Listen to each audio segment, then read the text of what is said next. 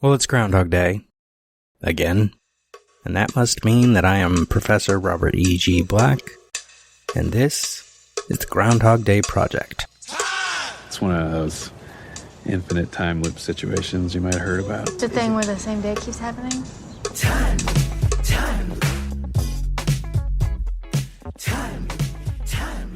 I wake up every day right here, right in Punxsutawney, and it's always February 2nd. The last revision is what counts, apparently. Minute 43 of Groundhog Day finishes out Phil's robbery of the armored truck and gets him to his date with Laraine, going to see Heidi 2. And don't worry, for those of you who are listening in Season 2, I'm not going to get into a bunch of detail about Heidi 2 today, because it gets weird. Short version, for those of you listening now who weren't listening then, welcome. The only Heidi 2 that existed at the time this film was made was a porn film. It was German, I believe.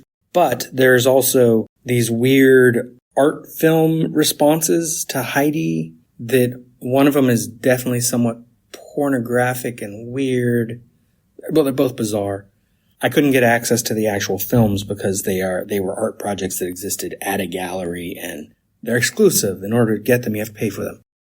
They don't exist currently, but the websites still exist. And I talked in a lot of detail about what you can see from one of them, because one of them, at least part of it, is on YouTube. But they're bizarre, and I don't care anymore. We're talking about the film. What exists? We'll talk about what is Heidi 2 in the film. I talked about it a little bit many minutes ago when the van drove by, but it'll probably come up again here. So getting into this minute, Phil has just grabbed the bag of money from the back of the armored truck while Felix and Doris are trying to get the quarters off the ground. And now, what's the name? Herman is the other one? Yeah. I don't know the name of the third one, the guy that's sitting in the front seat of the van still. But these two, Felix and Herman, old guys, bumbling fools. They are... Felix, we know, lives in Punxsutawney, because we see his wife later. We see both of them at the banquet. I don't know about Herman. But this old, working an armored truck, this definitely feels small town. But armored truck is weird because armored truck is going from small town, most likely, into Pittsburgh, maybe? Or is Harrisburg closer to Punxsutawney? I'm not sure. But into a bigger city. And being able to defend themselves. You don't want bumbling fools who don't know how many bags they just pulled out of a bank to be guarding the money. Herman now says, Felix, says what? Did I bring out 2 bags or 1? I don't know. And he doesn't.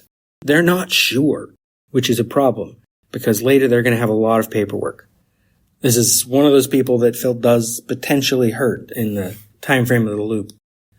Not just his exploiting of people like Nancy, or Laraine, perhaps, who we'll get to in a moment, or Rita, but also stealing this money is going to affect Felix and Herman later. This is still the morning. I don't know what time the ice sculpting happens, but it apparently hasn't happened yet, because in the background last minute, it looked like they were setting up for it, moving around blocks of ice. Maybe. That was me guessing at what the blurry moving people in the background were doing. This is Phil affecting other people's lives, but also it might just be on this particular loop. He probably robs the bank often. The musical does imply that he has, what is the amount of money he has stolen? Me editing, if you are adding musical clips, here you can throw in another one, which is him talking, stealing, I think it is 18 million bucks, I think is the number he says in the lyrics. I've stolen 18 million bucks, and I guess I'll do it again. And I would be a lot more zen, and I would punch a lot of men if I had my time again. And this bag in this small town, and the musical does make the town seem even smaller, he's not stealing millions of dollars from that bag. There's at best tens of thousands, but I'm guessing not even that much. Punxsutawney is supposed to be small. And I don't mean real Punxsutawney. I don't care about the stats right now. I'm talking about the way we have presented the town in the film. We see the town square. We see the residential street that goes to Cherry Street and Cherry Street Inn. That is the same residential street where Mary, the piano teacher's house, is. That is the same residential street where Phil saves boy whose name I can't remember at the moment. Something really basic. I know the 3 kids. The girl is Sue, the piano student. And the 2 boys have it's like John and Bill or something like that. They're really basic names. But not John or Bill. I can't think of it offhand. Maybe it's one of those things I'll actually double check before I talk about them in the future. We haven't seen either of them yet, so they don't exist. The residential street we see is the residential street we see.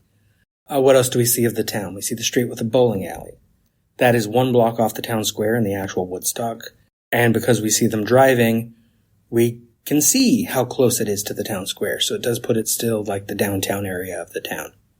We see the gas station, but that doesn't give us a real bearing of where it is. I know, because I've been there, that it is actually just around the curve from that same street that goes by the bowling alley.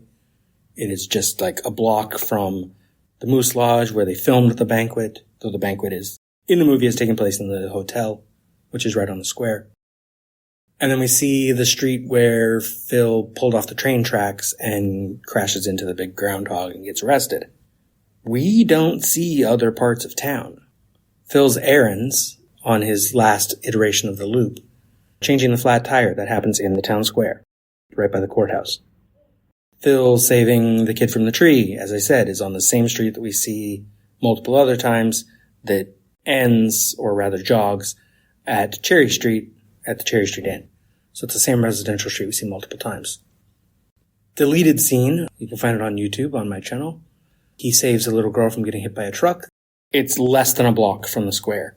The truck comes around this corner of the square where the smaller gazebo is, and turns off a side street going east, which, if it had made it to the end of the block, would have ended up at the spot where Phil gets hit by a truck that he steps in front of, which, if you went back the way the moving truck was coming, you would hit the bowling alley. So all of these things are close to each other. Saving Buster, we wouldn't know where the restaurant is because we only see the interior, but we can assume a restaurant that big is probably right on the square.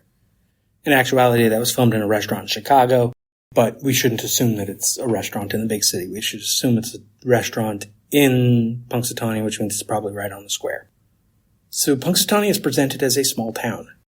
The musical presents it as an even smaller town, where everybody knows each other. And everybody is nice, and they're polite, and it's quaint. It's the romanticization of the rural kind of thing we get in Doc Hollywood or Cars, which have the same basic plot as each other, not as Groundhog Day. But also Groundhog Day and a lot of Hallmark Christmas movies are partly the romanticization of the rural, valuing the people of middle America and small towns as more real, more down to earth. Small town people are more real, more down to earth. That's how I feel. Really? That was a lot. For just talking about the bank. The bank, yeah, these guys should not be doing this job. They're too old. They're too immediately forgetful. But also that seems quaint. Just like in the musical, the main cop, his holster's broken, so his gun keeps falling out. Because he hasn't gotten it fixed. Because he hasn't needed his gun much, so he doesn't think about it. So, Phil has money. Cut to low on the ground. We are on the same street the van pulled into town many minutes ago, right in front of the Alpine Theater. Behind us is the alley where the old man will die later, and technically where the old man most likely dies tonight. This iteration, he might be in that alley right now. We see, was it a Rolls Royce, I believe? If I get the car wrong, it's because I'm not looking up the Internet Movie Car Database this season. I'm not looking up information. I might glance at the kids' names later just because it's easier to refer to them by name. Just like this woman who's in the car with Phil is named Laraine. She gets a name in an earlier version of the script. But before we get to her, we get the car coming to a stop right in front of the theater. I'm pretty sure you can't park there, but it doesn't matter because Phil can do whatever he wants. Because if the car gets towed, it doesn't matter. And then we hear essentially the music from, or a variant on the music from The Good, the Bad, and the Ugly, the Man with No Name trilogy. Sergio Leone music. And Phil gets out and he is dressed like the Man with No Name. He's even got spurs on, right? He's got the cowboy boots, got the poncho, got the little cigar, the hat. Why is he dressed like this? 2 answers. The obvious one that everyone can realize is he's just doing crazy shit. He can do whatever he wants. That's true. We could do whatever we want. There are no consequences. He can be weird. He can be ridiculous. He can wear whatever he wants to wear. He can go wherever he wants to go unless someone gets in his way. So wearing a costume to a movie? Why not? Is the costume appropriate for the movie Heidi 2? No. Heidi 2 would essentially be the equivalent of the film Courage Mountain, which is a sequel to Heidi. They came out around the same time as Groundhog Day, if I remember right. Maybe it came out earlier, maybe it technically existed, but it was not called Heidi 2 in our reality. So is Phil watching that movie? Is this some quaint, wholesome family film that he's taking Laraine to see? And he dressed up as the man with no name and he got her to dress as a French maid? Or maybe he just told her to get a costume and that's just what she had. I don't know. It seems like a rather nice French maid costume. So I'm guessing he helped pay for it. And maybe he took her to the costume shop. Does Punxsutawney have a costume shop? I don't think so. I really don't think so. Probably around Halloween, they'll get a Spirit Halloween that comes into Punxsutawney nowadays. And Punxsutawney, I think, is a bit bigger now. I don't know. But I don't think in 93 when this comes out, 92 when they're filming, 91 when it is set, that there is a costume shop, a dedicated costume shop in Punxsutawney. So, for those of you who are still refusing to not do the math, and you're trying to figure out how long is film the time loop, throw in an extra day for figuring out who has these costumes. Maybe there's some rich street in Punxsutawney, I don't know. And those people have these costumes. Where does Phil get this car? Is there a car dealership of Rolls Royces in Punxsutawney? No. He stole it or he bought it off a local. And at this point in the story, I assume he bought it. I don't think he's stealing cars in addition to money. I think the only thing he's stealing is the money. Because I don't think the movie wants us to frame him as someone who does bad thing after bad thing after bad thing. Even this dressing up and getting Laraine to dress up when she doesn't need to is not really exploitative anyway. It's just weird. He steps out of the car, get the music cue.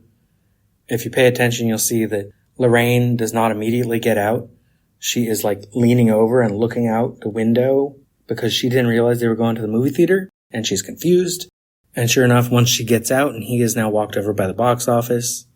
The woman in the box office, by the way, was the actual manager or owner of the theater at the time, who basically part of agreeing to let them use the front of the theater was that she was going to be in it. So she's just standing there, got a little smile. She seems to be having an okay time.